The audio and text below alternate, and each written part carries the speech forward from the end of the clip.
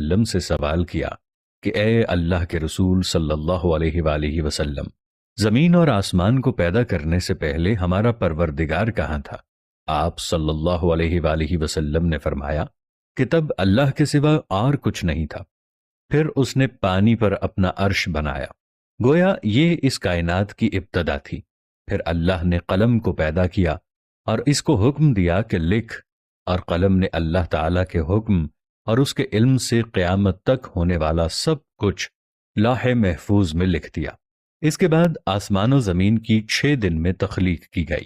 یمن سے آئے ہوئے ایک وفد نے حضور صلی اللہ علیہ وآلہ وسلم سے کہا کہ ہم آپ سے دین کی سمجھ اور قلم کی ابتدا جاننے کے لیے آئے ہیں، تو آپ صلی اللہ علیہ وآلہ وسلم نے فرمایا، جس کا مفہوم یہ ہے کہ سب سے پہلے صرف اللہ تھا، اس کا عرش پانی پر تھا، پھر اس نے قلم پیدا کیا، اس قلم نے لوح محفوظ پر قیامت تک ہونے والے تمام واقعات لکھ دیے، پھر آسمان اور زمین کو پیدا کیا گیا۔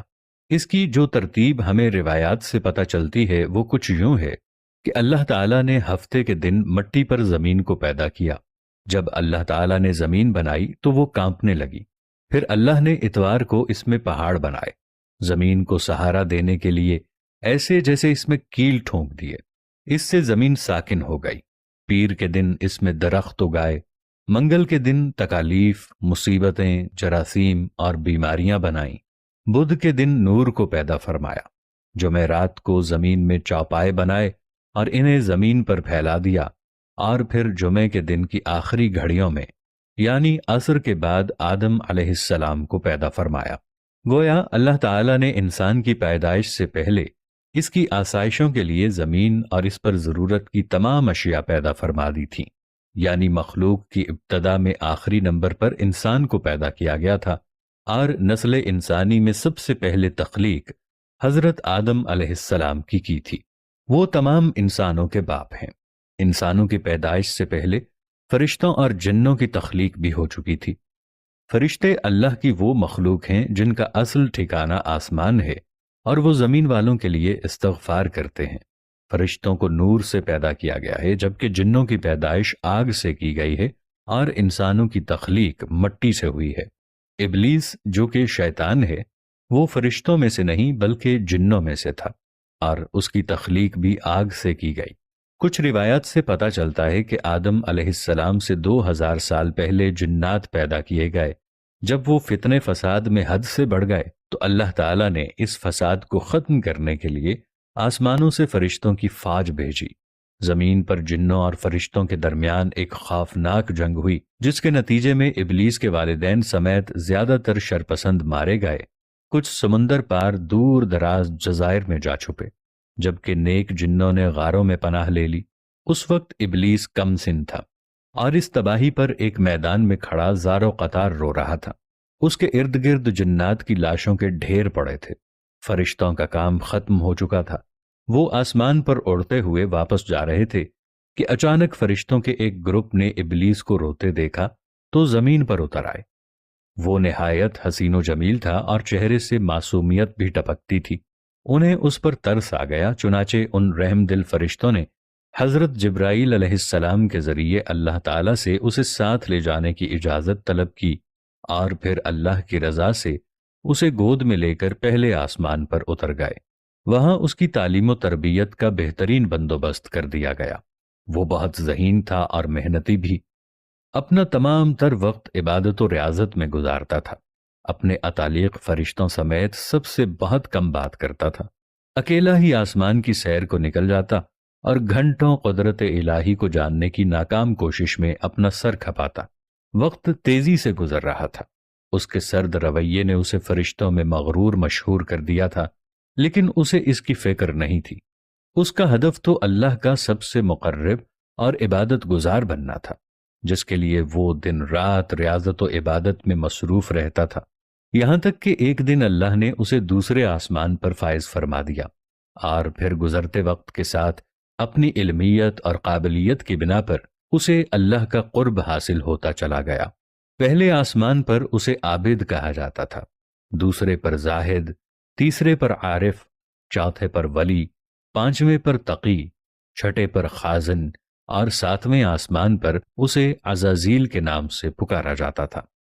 एक दिन वो अपने साथियों के साथ आसमान की सैर करता हुआ ऊपर पहुंचा तो उसे पता चला कि अल्लाह ताला एक नई मखलूक पैदा फरमा रहे हैं, जिसके लिए दुनिया के हर कोने से मट्टी लाई गई है।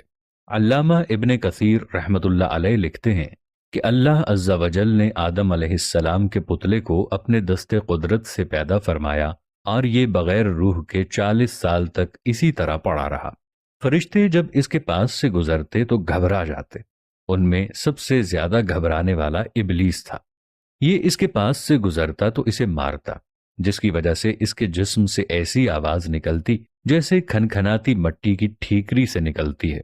इबलीस इस जिस्म के मुंह से अंदर दाखिल हुआ और पीछे से निकल आया और फरिश्तों से कहा कि तुम इससे ना डरो, ये तो अंदर से खाली है। अगर मैं इस पर मुसल्लत हो गया तो इसे हलाक कर डालूंगा। क़िससुल अंबिया सफ़हा 55। और फिर वो दिन भी आ गया जब रब्बुल आलमीन ने फरिश्तों से फरमाया, मैं जमीन पर अपना एक नायब बनाने वाला हूं, वो जमीन पर मेरे अहकाम का निफाज करवाएगा।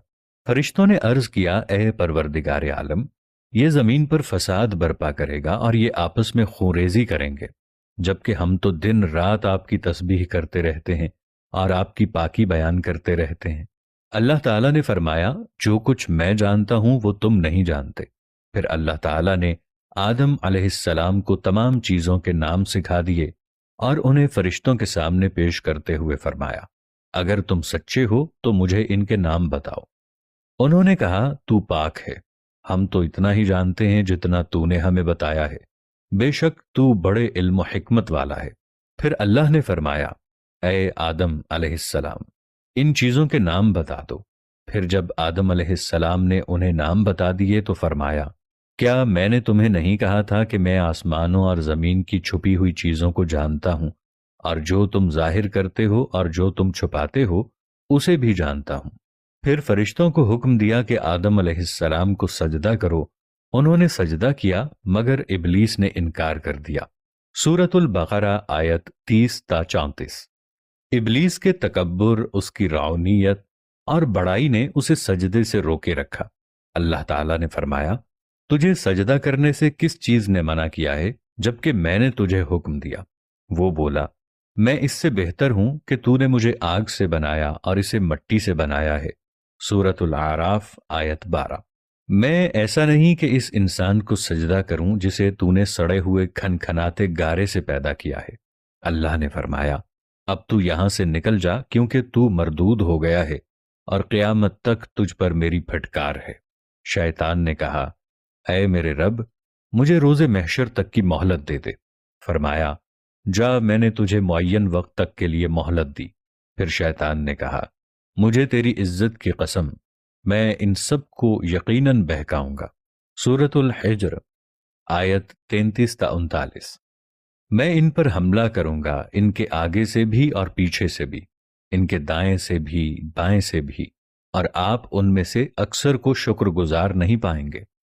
अल्लाह ताला ने फरमाया कि यहां से जलीलो खार होकर निकल जा। इनमें से जो शख्स तेरा कहा मानेगा, मैं उन सब से जहन्नम को भर दूंगा। सूरतुल आराफ आयत 17 और 18। और यूं बारगाहे खुदाबंदी से धुतकारे जाने के बाद शैतान अज़ाज़ील से इबलीस बन गया। अपने गुरूर व तकब्बुर और रौनत की बिना पर उसकी हजारों साल की इबादत और रियाजत ज़ाय हो गई और उसे अर्श से फर्श पर पटख दिया गया। उसे उस वक्त हजरत इंसान का खुला दुश्मन करार देकर लानतुल्लाहि अला शैतानिहिम के लक़ब से नवाजा गया। कुरान पाक में 88 बार शैतान और 11 बार इबलीस के नाम से इसका जिक्र करके इंसानों को इससे दूर रहने और इसके शर से बचने का हुक्म दिया गया। बारी ताला ने 1,24,000 पैगंबरों को दुनिया में मबऊस फरमाकर कौमों को इसके मकरो फरेब से बचने की तलकीन फरमाई। जमीन पर जाने से पहले इसने अल्लाह से 4 चीजों की इजाजत तलब की। 1, ता क़यामत मौत से मोहलत। नंबर 2, अहले जमीन को बहकाने की कुव्वत। नंबर 3, हैयत तब्दील करने की सलाहियत। नंबर 4, औलाद कसीर और उनकी तवील उम्रें। अल्लाह ताला ने फरमाया, जा, तुझे इजाजत है, लेकिन मेरे नेक बंदे तेरे फरेब में नहीं आएंगे, और जिसने तेरा साथ दिया میں تجھ سے اور ان سب سے جہنم کو بھر دوں گا۔ سورہ بنی اسرائیل آیت 61 تا 63۔ اب اس کا کام آسان ہو گیا تھا۔ شیطان جانتا تھا انسان اشرف المخلوقات ہے، لیکن وہ جانتا تھا کہ وہ کس حد تک نفس کا پجاری بھی ہے۔